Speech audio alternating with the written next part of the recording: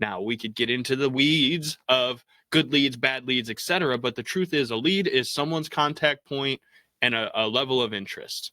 Now, if you don't necessarily think you have that, let me reframe your mind a little bit, because you got into whatever business you're in. You decided to represent the product, the service, the whatever, because you believe in it, because you think there's value to it, or you want to make money.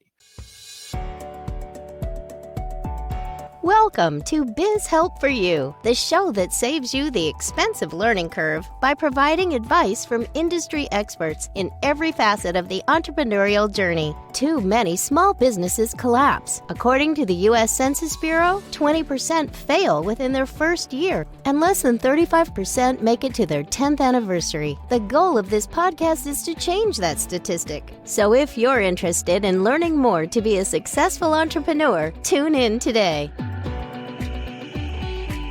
Let me tell you a little bit about my guest today. Drewbie Wilson is a driven entrepreneur, a loving husband and father who once weighed over 300 pounds but successfully lost more than 100 pounds without the use of fad diets or weight loss drugs. His focus is now serving others as he has generated 7 figures in revenue across multiple industries. Drewbie's career journey spans from tech support at a software startup to becoming a C-suite executive at a multi-million-dollar consulting firm. Drewbie emphasizes walking in integrity, confidence, and empathy using his motto, call the damn leads and crush the day before it crushes you. The inspiration helps you achieve success not only in life, but within your business. Through what we are about to share, you can learn important tips on how to start truly valuing your own time, staying focused on personal growth, and adopting a relentless, action-oriented mindset. These are all contributing factors to building a sustainable and successful business. So, Drewbie, welcome to the show.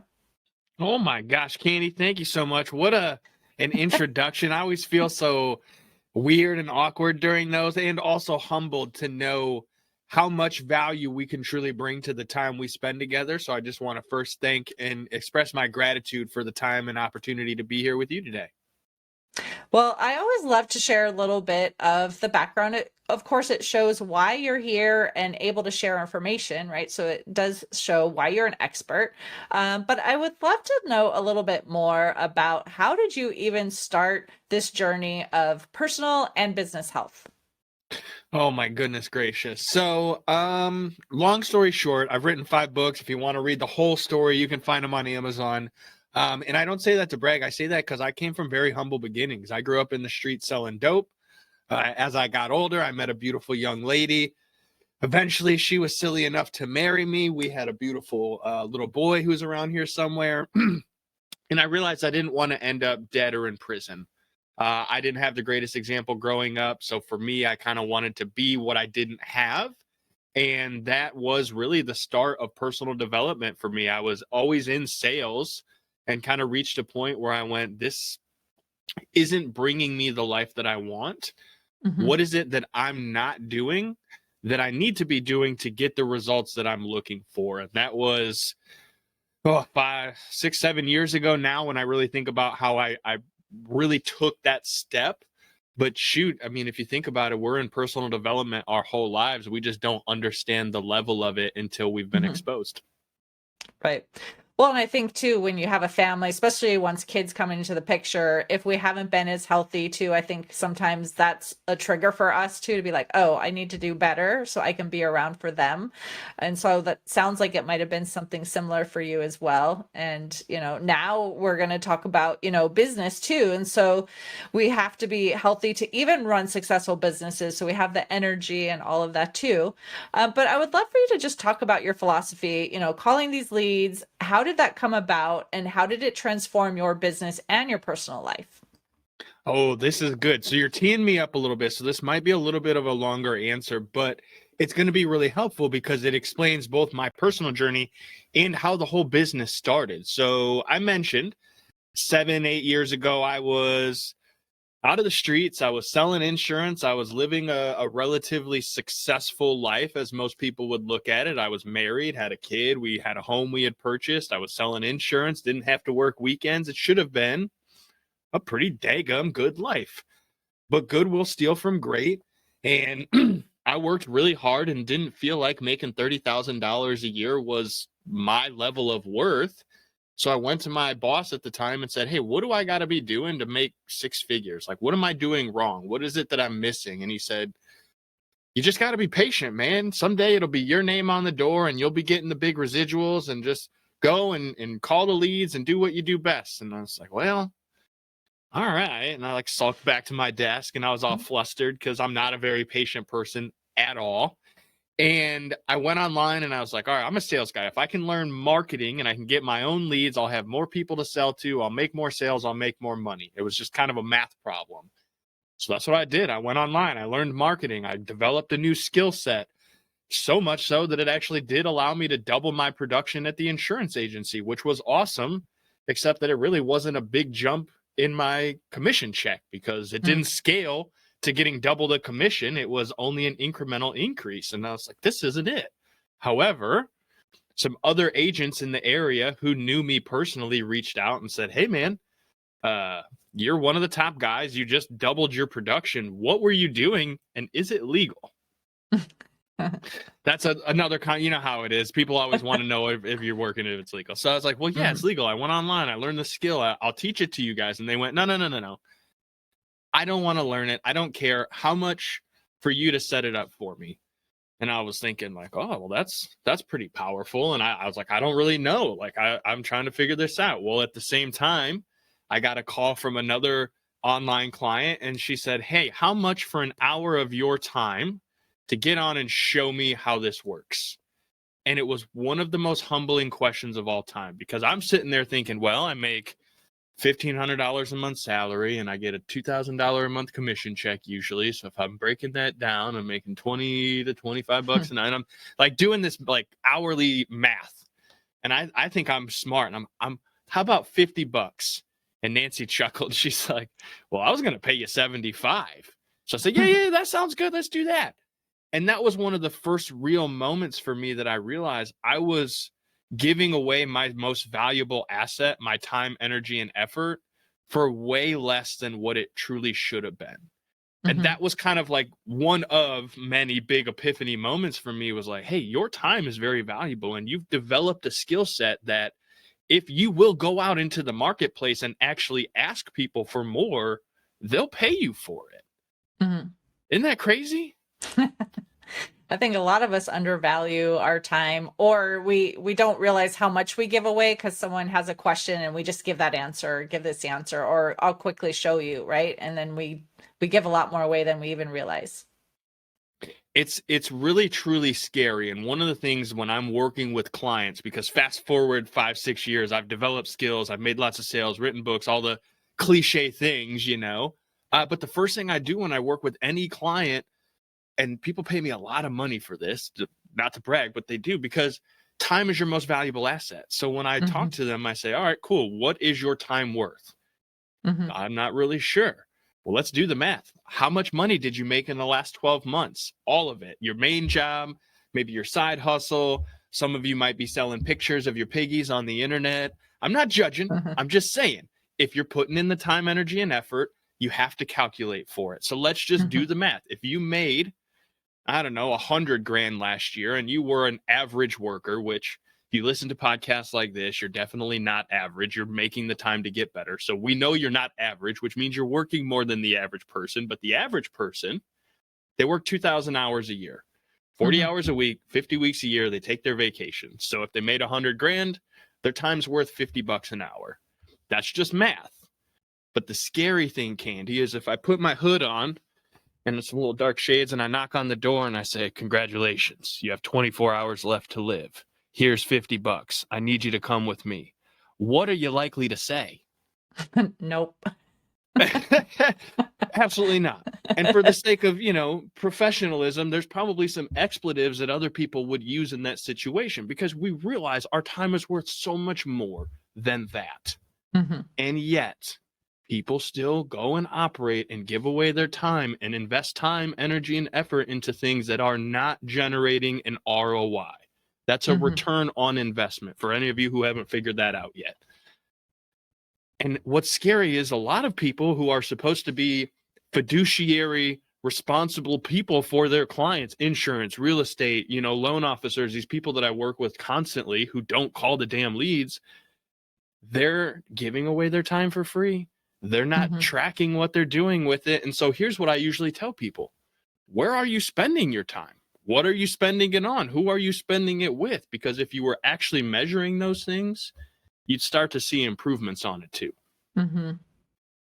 Right. Well, and you're saying to call the leads in the first place, but a lot of people might be thinking, well, I don't even have leads, so I don't know who to call. So can you give some advice on how they can find leads that would be great fits for them? 100%. That's such a great question. And I really appreciate you asking, because a lot of times people go, well, maybe I'm new, I don't have leads, or what. A lead, let's just start there. A lead is any person who you have a contact point and some level of interest.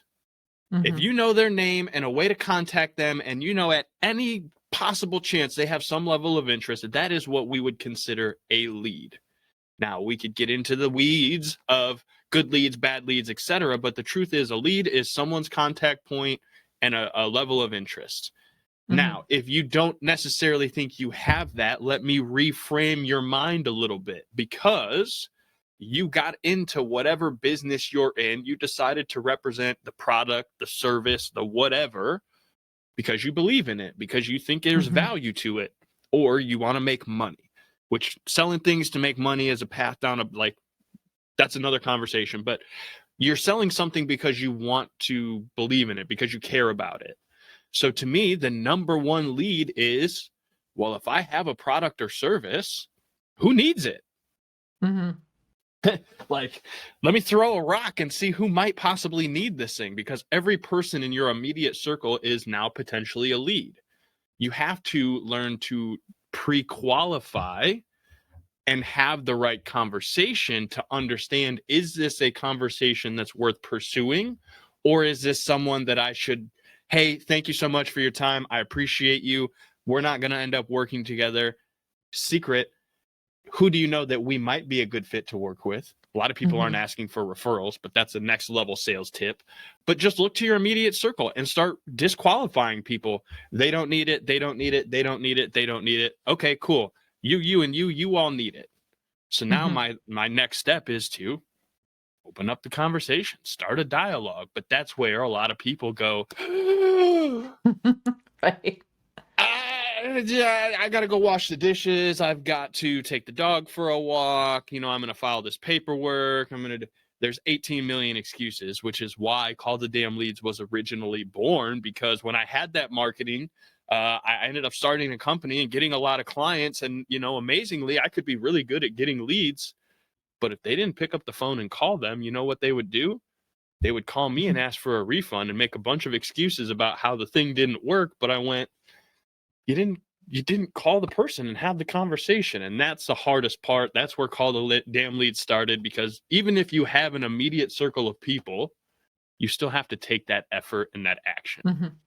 Right. Well, and there's obviously reasons why people aren't picking up the phone, right? So do you want to touch on what those are and maybe what they can do to overcome that? There's two big reasons. One, you're in it for the money, and commission breath is really stinky. And at the end of the day, a lot of people feel disingenuous or inauthentic about that transaction, which is why they have a hesitancy to pick up the phone, because internally you just don't feel good about it. And when you don't feel good about things, you don't want to do them. It's just, it's one of those things. The other side of it is, I believe a lot of people deal with impostor syndrome. I don't know if you've ever heard that phrase before. Or call reluctance, or different things. But to me, it's usually a matter of, most of us, myself included, we don't want to feel spammy. We don't want to be a greasy salesperson. We don't want to be obnoxious. We don't want to be like that icky, vibey feel that some people have in sales, and we've all dealt with and seen in the movies, which is why there's such a stigma. Right. And so I try to remind them that you're not necessarily in sales. You're a servant. My first book, Crushing the Day, it's all about success in life and business by being of service to others. Because at the end of the day, we're problem solvers. We got into whatever our business is because we like to solve that one specific problem with our product or service. So stop looking at it as I'm calling to sell this person something, and see it as I'm reaching out to serve them and find out if I'm a good fit to help them with their current problem. That's the biggest thing that most people forget is you're a servant. You're just there to help, but you're trying to help someone with something that maybe they don't know they need help with yet. And that's where the conversation and the rapport and the pre-qualification is so important. But again, that's a little bit of more of a nuanced process from having conversations and making mistakes and going out there and just doing this, because I can promise you, Candy, I've made tens of thousands of phone calls over the years and been hung up, screamed at, called every other name in the book, made every mistake, said the wrong thing thousands of times. And you know what it did? It made me better. That's the truth of it. And most people, they just don't want to make mistakes because it makes them feel bad. But the truth is, you have to be bad to get good. Right. Well, and I think too, when you were talking earlier, you were saying, a lead is when you have a point of contact and there's some interest. And then you were also talking about qualifying leads. So I would think too that maybe someone might be afraid to reach out because they're like, well, I don't know if they have interest. And then if I find out they're not a great fit for me anyway, now I've taken their time and I've pursued someone that really wasn't the best too. So do you want to touch on that aspect too? I would love to. I actually have a process for this because I'm a simple man. The easiest thing for me to do is put on a black shirt and just make as minimal decisions and things as possible. So to me, every conversation goes through a calls process. CALLS. It's an acronym. Most of these fun things are, right? C stands for confirm the reason we're having a conversation. Like, it doesn't make any sense to try to call and be sneaky and work your way and be like, oh, because people know. I mean, our BS meters are through the roof right now. We just know. So I'm going to be very direct. Hey, this is Drewbie at Call the Damn Leads. You did XYZ, submitted whatever information, requested this, downloaded my book, bought something from the store. I'm just going to tell you exactly why I'm calling and just be very upfront. Because if you tell me I'm not that person, or no, I didn't do that, or whatever, then okay, well, now I'm pre-qualifying in some sense. Then step 2 is A, ask specific questions. This is really where you start the qualification process. And if you're in sales and have been for any length of time, there's a series of different questions you pretty much ask in every conversation to understand whether or not you can help the person. And when you can templatize that to 3 to 5 questions that you ask during every call, not only does it make you more consistent, it allows you to at some point hire and scale and put a team in place because there's a process for them to follow. And what's interesting is when you're asking all of these questions, you get to do L, the first L in the process, which is listen. Candy, have you ever talked to a sales professional that just like continues to run off and you don't even get to say anything about what you're trying to do? Yeah, there's a spiel that they have to say and get through, and it doesn't matter like what you happen to say back to them. Right. It frustrates me to no end when I go into some place and it's like, I'm ready to buy, and they have to go through the whole song and dance. And I'm trying to like kindly tell them, that's fine. I don't need that. I don't need that. Because they just want to do their thing. They want to hear themselves talk because they think that they're telling you what to do is going to get you to do the thing. And I promise you, people don't want to be told what to do. They want to believe they've made a decision to do the thing that's right for them. So when you're listening and you're asking those questions, they're going to tell you everything they need to know. And if they've told you everything that you need to know, you now get to move into the second L, which is laying out the plan for success. All right, Candy, from everything that we've talked about so far, you said you want to do this, this, and this, and you don't want to have to do this, this, and this. So if I can put together a package that offers this without having to do this, and these things are what's going to happen after the fact, does that sound like something you'd be interested in pursuing? If it's the right fit, of course. If it's the right fit, of course. Fantastic. Well, here's the deal. This is the price. Let's move into S, which is secure the bag. Sign on the dotted line. Because I've met a lot of professionals who are really great at building rapport and getting like relationships, but they have a hard time asking for the sale. Oh, heartbreaking to watch people go through this, because you have to get them to the level of confidence to say, awesome, I know I can help you. Let me help you. Here's what you need to do. This is the price. Sign on the line. And yeah, of course, you might have to handle some objections, which there are a couple main objections that we can talk about in a second, but I want to make sure, does that process make sense to you? Yep. Simplify, microwave directions. Me, I'm a simple man. I want to know, like, take it out of the box, do this, do this, do this. And if I do that every time, it's reasonably expected that I'm going to get pretty similar results. Of course, there's always going to be little variances, right? We've burned a thing or two in the microwave, but we know if we just follow the directions and we do it the same way every time, we tend to get the same kind of results. Well, I would think too, I mean, when you're face to face and you can have that conversation and you could have something ready to go, especially if it's like a similar thing that you sell the same way all the time, you could have someone, sign on the dotted line right then.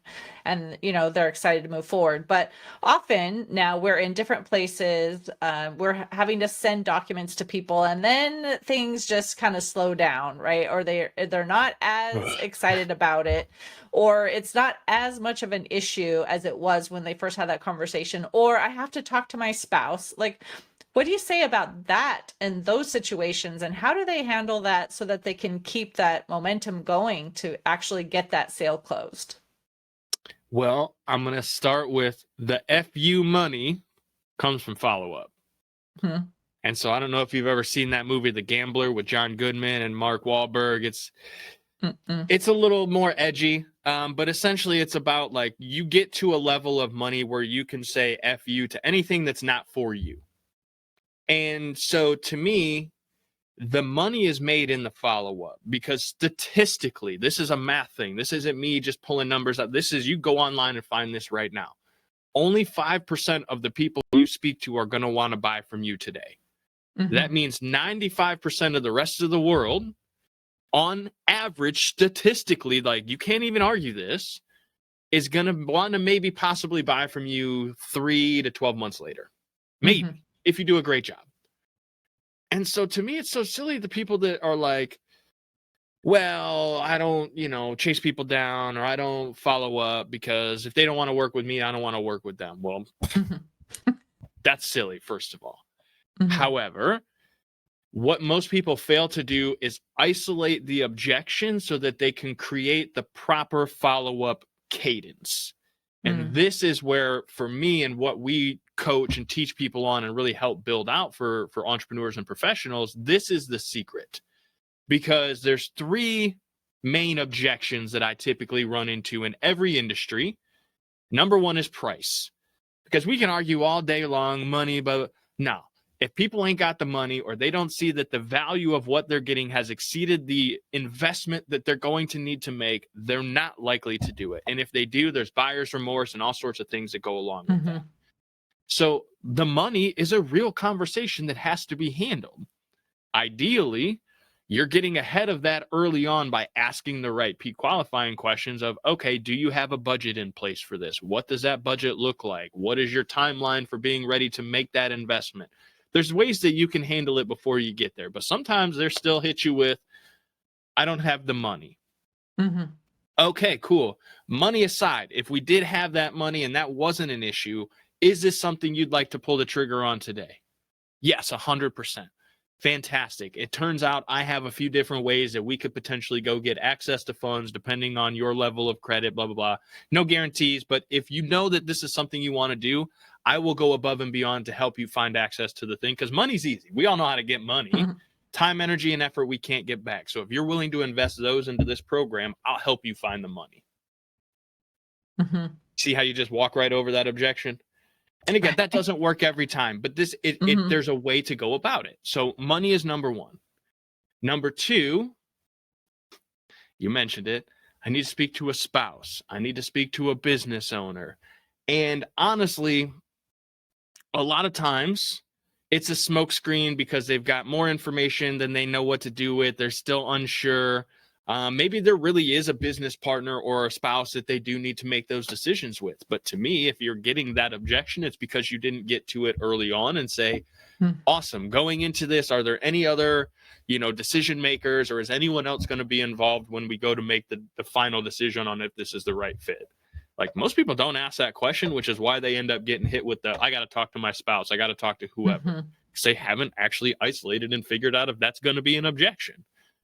Usually what I like to do, and this has worked well sometimes and been not so good sometimes. So again, none of these are perfect answers in every situation, but more often than not, if someone gives me a spousal or business partner objection, I like to ask, awesome.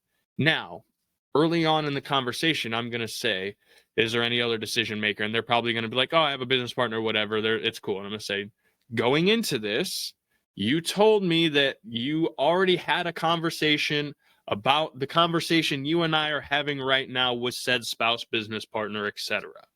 What I want to know is, did they give you the green light to make a decision if you know it's the right fit for your company? Did they give you permission to make decisions? A lot of times they did, and the person is just still confused, and they just want to fall back on I can use them as my smoke screen or my signal out. And if they didn't give them permission, I'll ask, why are we having a conversation about something that someone else isn't willing to do, knowing that it could potentially help your business? And so I'll kind of push back and challenge a little bit. Again, I've had success, I've had not success with it, but you want to isolate and really narrow in on it, because usually it's like they have to think about it. There's too much information. They're still not sure. So if you can isolate it down to specifically, all right, and what part of this do you think they're really going to want to understand? Because I'm the expert, you're here learning, and you and I both know that the monkey in the middle never gets the message right.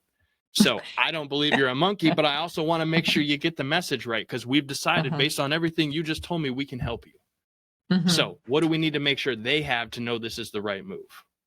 Just kind of isolating down. Would you ask them at that point, though, like, is it possible that they can get on this call with us? Or would you just say, at the end of this call, I'll give you some details that you could present to them to make it, where the information isn't messed up at all? I have and I haven't. Honestly, a lot of the times when I've tried to use it, the whole thing is, well, I'm on this call because they're busy. And it's like, fantastic. I don't want to waste any more of their time by making them go through the same conversation you and I just went through. So like, what do we need to do to get this taken care of? So yes, have asked in the past. A lot of the times though, I'll push on the first part, because if they keep leaning back to the person, then I can go, all right, well, why weren't they here? What were they doing that they were so busy that they couldn't be here to make this decision? So like, I'll challenge it a little bit. And then the last one, the third one, and this is one that I get a lot of pushback from other professionals on, but I stand by this: time. It sometimes is not the right time to do things for people. I can't tell you how many times I've started researching something that I want to do, knowing that it's a project for 90 days out, because I'm a planner. So I like to kind of have an idea of what I'm looking at before I get to that big mess of things. And there have been sales professionals that have tried to push me and one call close me and just, give me a deposit right now. Let me get you on. And I get so grossed out by it, because there are times when some people just need 90 days. Hey man, I get my big deposit. I get XYZ. This is my plan for when this thing comes in. This is my gift to myself. And trying to push them to do something before they're ready to do it. Again, to me, it leads a lot to like the buyer's remorse side of things and chargebacks. So I don't push as hard. However, again, there's isolating it. Okay, cool. What's going to happen between now and then that makes you have the green light to go forward with this? Well, XYZ is going to occur, and I've got this big deposit coming in, and I've already promised myself a certain amount of that was going to this. Awesome. I love that. That's a great way to think about it. You don't want to overstretch yourself. What can we do between now and then to make sure that you're in the right place to be ahead of the game? So when you invest in yourself, you're already 2 steps ahead. And you're thinking like this because you already are planning ahead. So like, let's get you in the right place to really get this going. And that usually is one of those trust building things, because then they call back on that day and they go, all right, it's here. The deposit hit. Where do I sign up? Let's do this thing. I'm ready. That's more fun to me than trying to push people to do something before they're ready. Right. Exactly. And it just leaves kind of a poor taste in people's mouths too if they feel like they've been pushed into something they're not ready for. Ugh. And we don't want to be that person. Right. True that.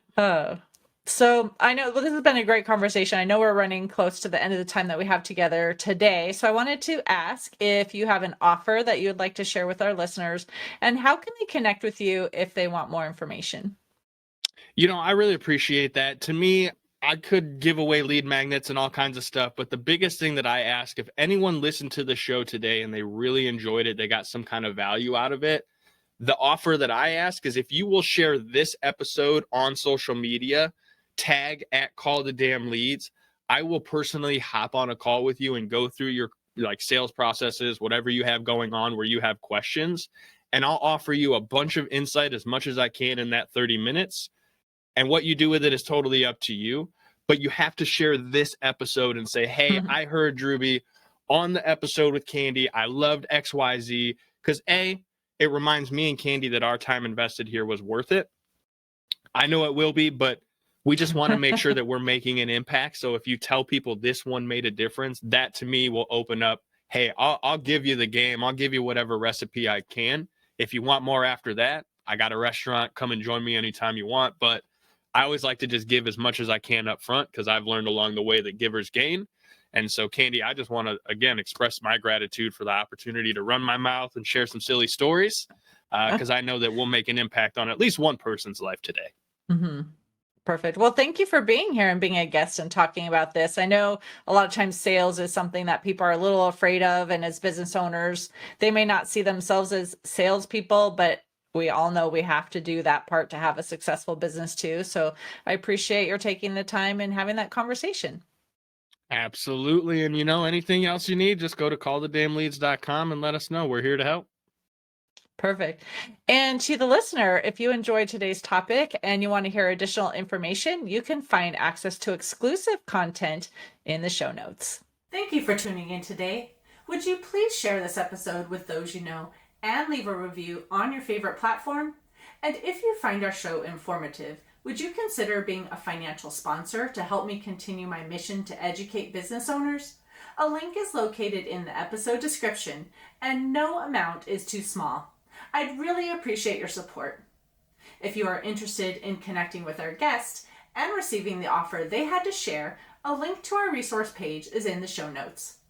Finally, if you have any bookkeeping or payroll needs, reach out to us at 310-534-5577 or contact@abandp.com. My team and I are eager to assist you. Until next time, have a great day. Thank you for listening to Biz Help for You. Please join your host, Candy Messer, again next time. Have a terrific day.